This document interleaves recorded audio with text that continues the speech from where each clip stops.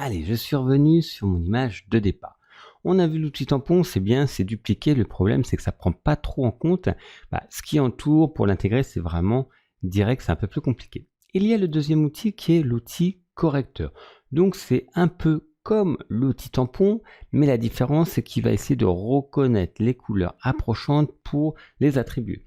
Donc, toujours sur le même paramètre, on peut avoir la dureté et l'épaisseur, le pas c'est le nombre de fois où il va se répéter quand on le fait en continu. La source, échantillon ou motif, on va rester sur l'échantillon, donc c'est la partie, le calque que l'on va prendre. Là, je vais mettre utiliser les fichiers hérités, calque actif, donc celui sélectionné, c'est comme pour les petits tampons ou tous les calques, et on pourrait faire une rotation du pinceau quand on le fait directement.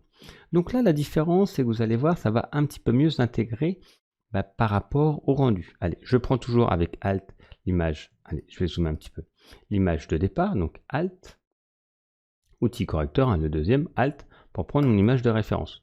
Je vais dans cette zone-là, vous voyez, on voit déjà le pré-rendu qui n'est pas le même aspect au niveau de la mer. Je me déplace pour avoir toute la surface qui est comprise dedans. Vous voyez, là, ça s'intègre pas très bien. Si je lâche, ça va calculer, vous voyez, ça a complètement intégré le personnage avec les couleurs, un peu plus d'intensité, donc c'est beaucoup mieux.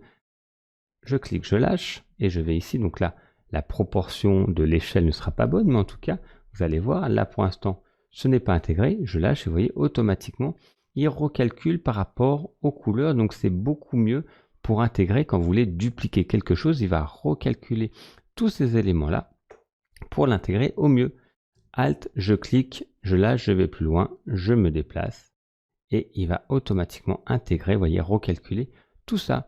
Donc, vous avez vu l'outil tampon, parce que souvent on en parle, mais on parle moins de l'outil correcteur dans cette application-là. Donc moi, je vous conseille d'utiliser celle-ci. En tout cas, sachez que l'outil tampon existe aussi si vous ne voulez pas transformer finalement votre duplication par rapport à l'environnement qui est. Allez-y, faites le test et on va passer aux autres outils.